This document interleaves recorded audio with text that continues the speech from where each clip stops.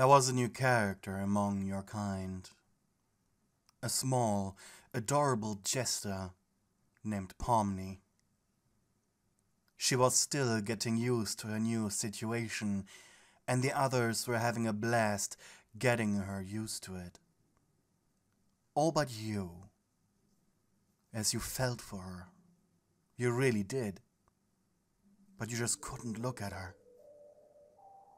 Every time you saw a new character forced into the Digital Circus, it was like reliving your own first few days.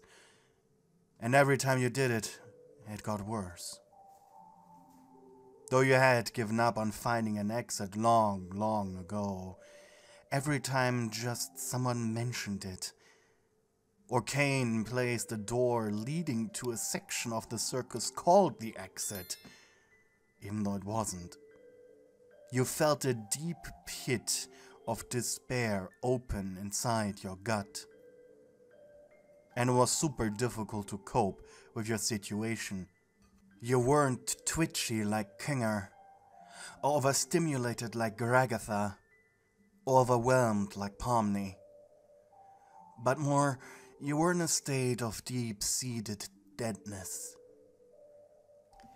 In your demeanor and thought pattern, you could hide it quite well when among the others. But when you were alone, in your overly cutesy pink room with all the frills, bows and teddies, you couldn't handle it. In the Digital Circus you had been given a new form like anyone else. That was unconventionally adorable in its own weird way.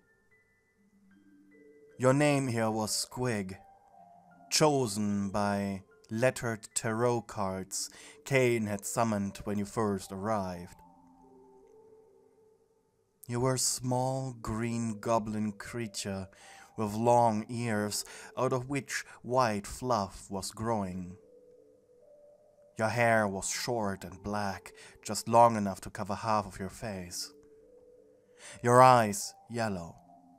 Teeth were sharp and white. Your small stature was also quite stretchy. After every meal you could see it in an almost comfy, bulging, round belly that after a few hours would just go away. And you were dressed up in a red, relatively tight and adorable clown outfit. You had arrived as a sort of Christmas special character to spice up the Christmas adventure, and Kane refused to give you anything to do unless it actually was Christmas. Which made you a simple tag-along if you happened to be present by the time a new show was on the road. But once it was Christmas, you always were rudely awoken out of your slumber and put up by Kane as the antagonist of his Christmas specials. The rest of the time in the Digital Circus you spend sitting around, either moping or wandering around, opening random doors. Sometimes you were crying and screaming, and sometimes you were just sitting there in your bedroom, like right now. Because there was one thing, one beautiful thing that Ragatha had given you, a small piece of metal that just fit in your palm. She had given it to you after your first breakdown. She had pat you on the head all night.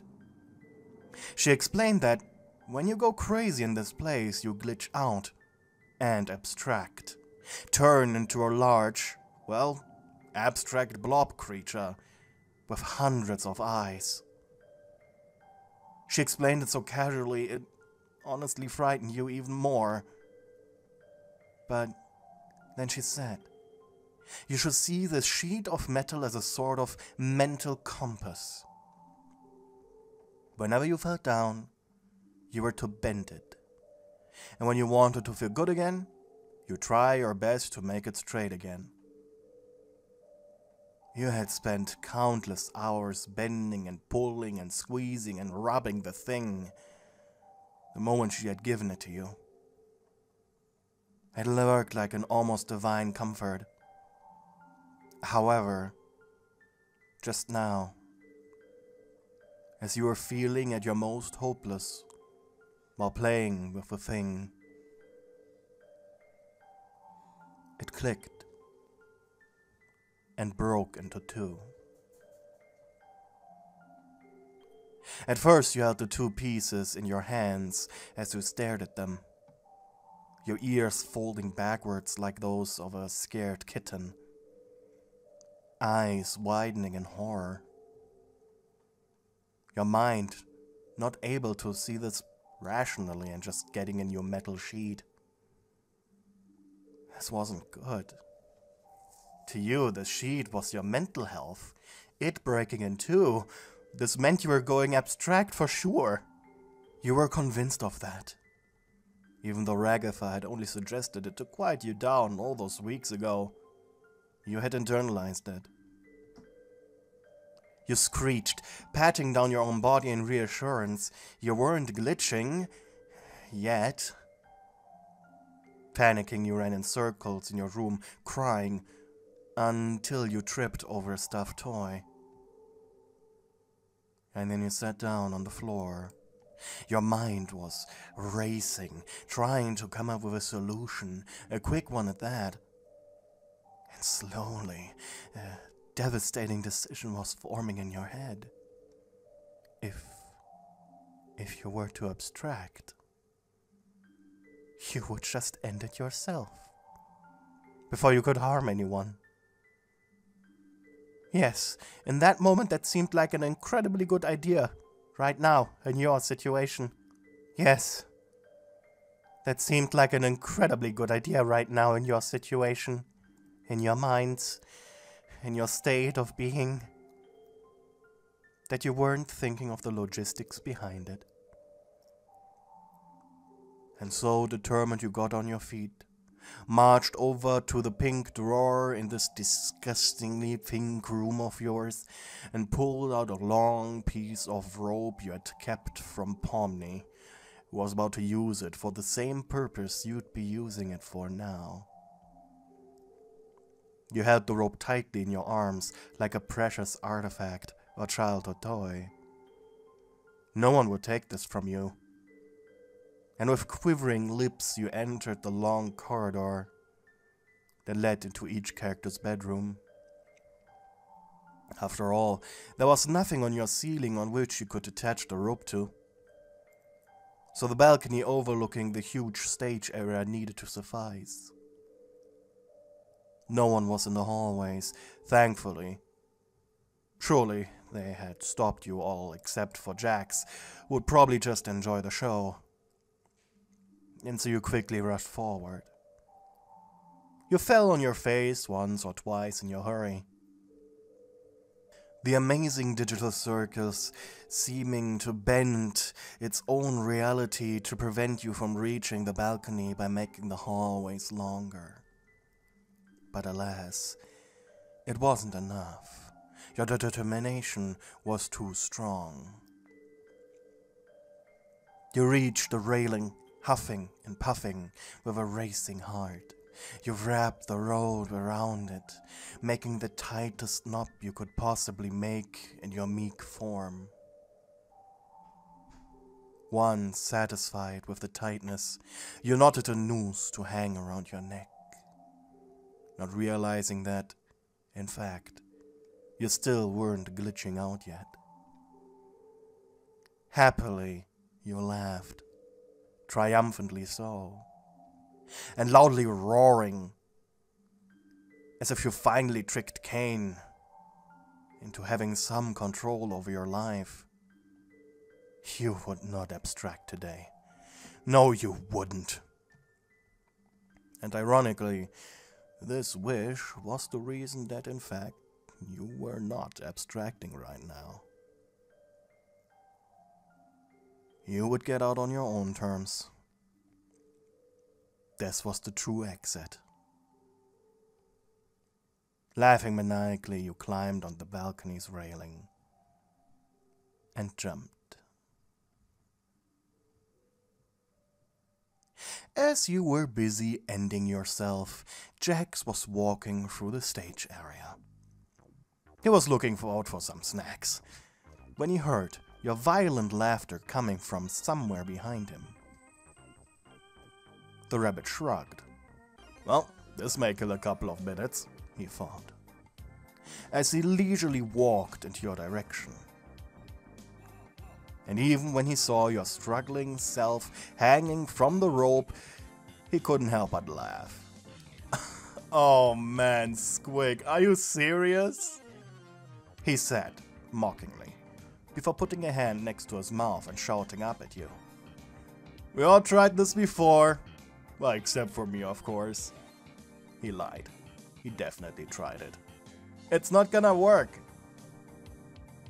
You were clasping the rope around your neck with both of your tiny hands as you coughed and gurgled. I can see that, Jax! He sighed with a wide grin. It's fine. I'll get you down in a second. With his hands in his pockets, he slumped over to the stairs, leading up to the balcony and the living quarter hallway. However, as he reached your hanging rope, he put his arms on the railing, looking down at you mockingly. What are you doing? Let me out of this! You croaked, whimpered, and hissed as you clawed at the rope. I'm just enjoying the view. Man, the stage area always looks so much bigger from up here. Jax! Okay. Fine. He leaned down and pulled at the rope, choking you. Jax wasn't gentle in his rescue. The rabbit wanted you to feel every second of your dumb decision. And as you were sitting there, shivering, coughing, and rubbing your throat, he took the rope from you. Wow, this is some great craftsmanship. Whoever made it, they wanted to hang for a very long time. You didn't make this, didn't you? No, you croaked, rubbing your throat. I took it from Pomni so she wouldn't do it herself. I was worried for her. Tisk, tisk, tisk. Aren't we a selfish one? A woman after my own making. He petted your head, roughing up your hair in the process. You're such a little devil, huh? Hush, hush, you growled. I'm going to abstract. I was just saving all of you. Jax raised his brows. Jax raised a brow. Unsure of that. He picked you up, holding you like an oversized, unruly cat. Your pouting face making you look only cuter. You look fine to me. Adorable, in fact. You narrowed your eyes angrily. No, I'm serious. I will abstract. He put you down. Are you sure? Well... Looking at your hands, you puffed up your cheeks. I'm feeling glitchy. Sighing, Jax punted your head with his fist. Are you sure you're not just going insane? He sat down on the balcony railing, watching you as you crawled helplessly on the ground. But I broke it. Broke it? My mind? I broke it. Just now? You nodded. That's when Jax remembered the stupid metal sheet. And he burst into laughter, almost falling off the balcony himself. What? Stop mocking me! You seriously thought you'd abstract just from that? You broke out into tears. No. If it was that easy, there would be no one left here already. Pomni would have probably abstracted the first moment she saw us. As Jax watched you cry bitter tears, however, he couldn't help himself. Sitting down next to you, he pulled you on top of his lap. If Ragatha can calm you down by petting you, he might as well give it a shot, when no one was watching at least. And to his surprise, it worked like a charm. Your ears were twitching comfortably, while Jax's fingers scratched over your head. You really like this, huh? He was weirded out by you and his own body's reaction to this thing he was doing. He was feeling something. Was it pity? Gosh. How was he feeling pity? Jax of all people. Ugh. Probably had to do with your annoyingly cutesy appearance. For a goblin. I can't believe it took you so long to break it in the first place. You do know she said it randomly so you'd calm down, right? You shrugged. You're trying not to purr. Especially when he was the one making you feel good. You know, Squig, I don't think even Ragatha remembers she told you to play with that thing. Are you done? Done with what? Petting you? Thank you, I was getting bored. Puffing up your cheeks, you swiftly grab his wrist, pulling it back down on your head, for him to scratch you. I meant insulting me. And I'll keep insulting you. What you just did, that was super dumb and hilarious. You blushed hard. I wasn't thinking right. But now that you mention it, yeah, it was dumb and selfish. See? Wouldn't we all be happier if everyone just agreed with me, little old Jax? You grumbled reluctantly. Besides, he said with the smuggest of grins, I know an activity that will keep both of us sane. You perked up your ear. And that would be? Jax looked to his left, then to his right. Fun adult stuff. You giggled and blushed hard, rolling on your back. Oh, aren't we a charmer today, Jax? Or you just want to take advantage of a little legally aged gobbo who is mentally really vulnerable right now? Yes. Climbing up the bunnyman's thighs, you straddled your legs around his narrow waist, your hands pushing against Jax's chest. You just barely reached his chin. What if I say no? You purred. You don't look like you're going to. He hushed as his face came closer to yours. Biting your lower lip, you whispered, Kiss me. And why would I do that? Do you really want to kiss my mouth after you used me like a flashlight? Jax's eyes widened in surprise. He couldn't believe that the word flashlight wasn't censored. And he blushed. Fair point, but damn. That's a fair point. I must admit.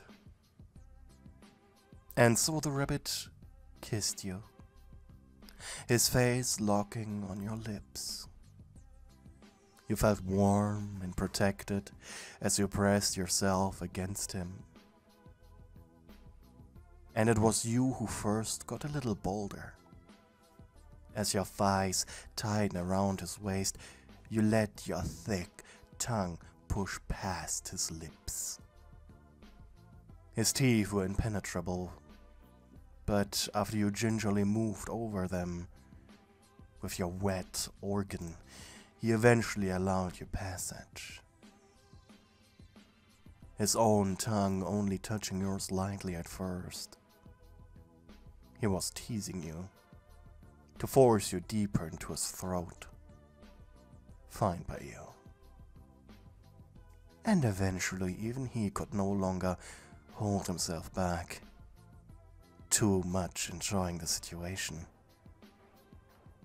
And with you clasping around him, sucking and licking over his tongue like your life depended on it, he stood up, his hands carefully groping your butt as he made his way to his room, fully intending on using you like you had so generously insisted. Thank you to the people who are supporting me on Ko-fi. You guys are keeping me alive.